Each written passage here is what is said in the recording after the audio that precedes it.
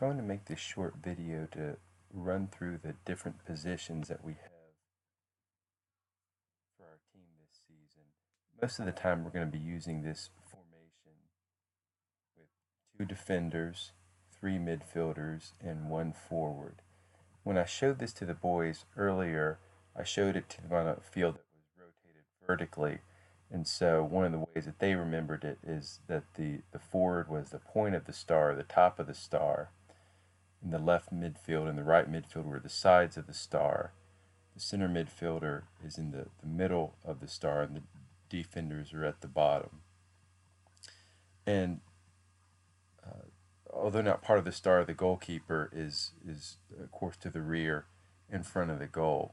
And I thought I'd run through a little bit more about what the positioning is and how that works out, because it's a pretty confusing concept for boys of their ages to learn.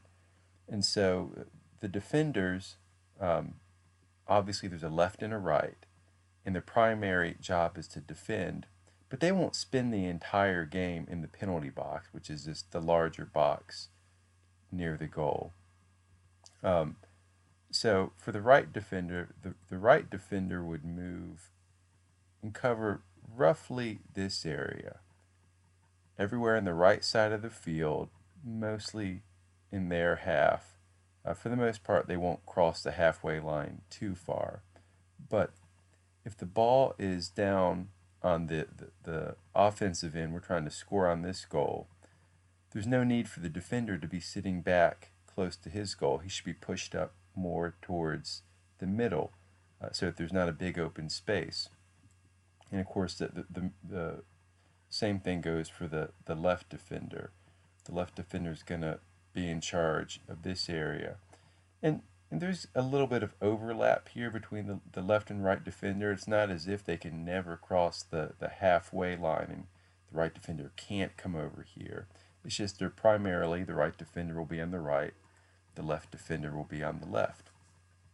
And same thing with the outside midfielder. So the left midfielder is going to have to support the defense and the attack.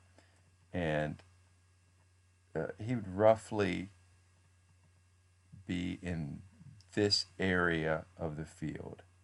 Again, it's not to say that they can never cross halfway and come onto the right side of the field, but primarily this is where they would be. Same is true of the right midfielder. He's going to be about in this area over here.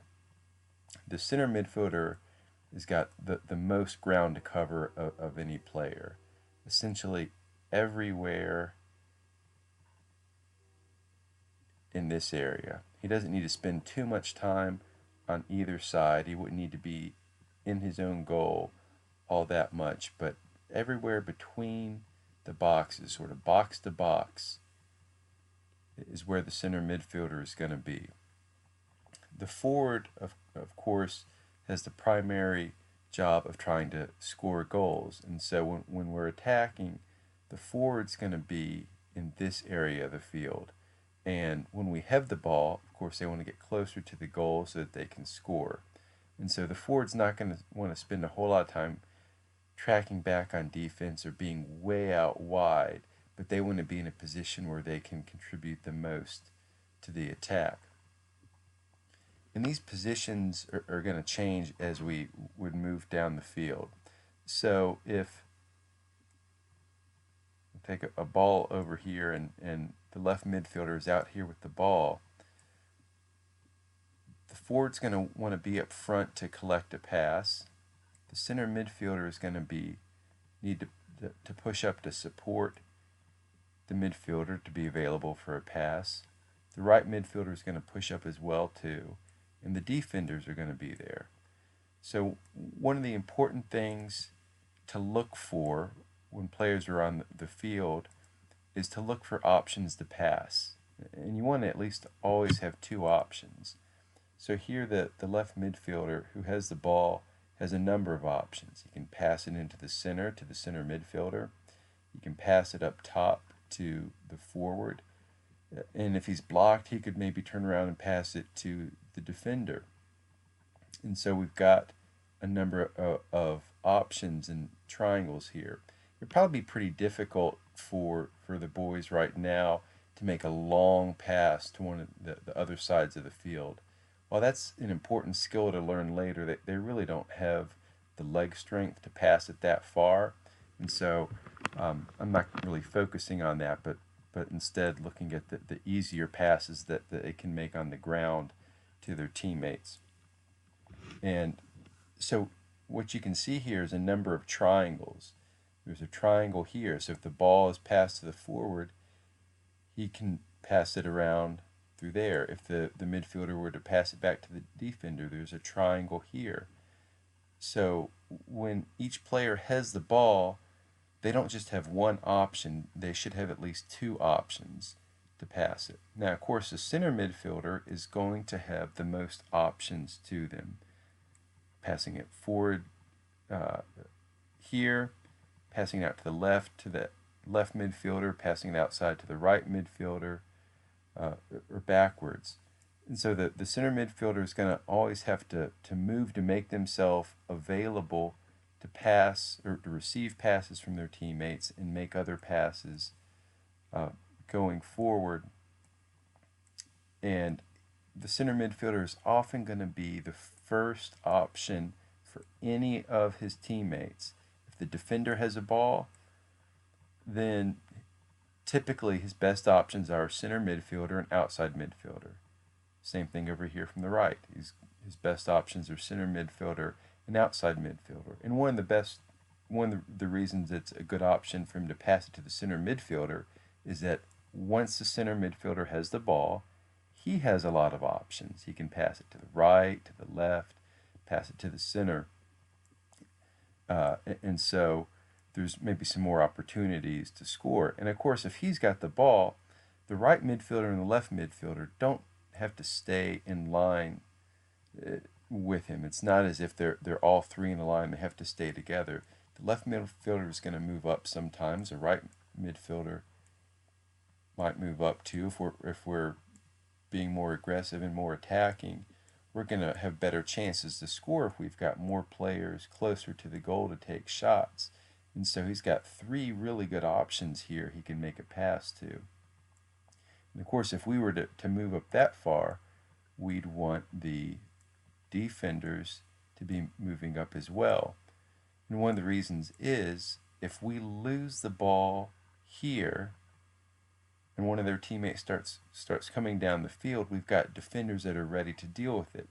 Whereas if the defenders are all the way in the rear, that attacker's got a lot of room to build up a head of steam, and it's going to be a lot harder to stop them if they're sprinting at you, as opposed to if you can engage them and stop them before they really start coming at you. And so it's important to close up that space. The goalkeeper is not really ever going to come out of the box. That's not something that we'll really work on. One of the things for the goalkeeper to keep in mind is being in the best position to stop the ball. So if the other team's got the ball here and is going to take a shot, it's helpful for the goalkeeper to think about being in the center of the goal. Because if they're too far to the side, they make it easy to shoot over here. If they're out of position here, they open up the goal. The goalkeeper doesn't really need to spend that much time chasing the ball out wide. He can spend most of his time staying at home and then trusting his teammates to chase the ball out wide. I know that positioning is something that's going to be it's going to be something that's really learned over time.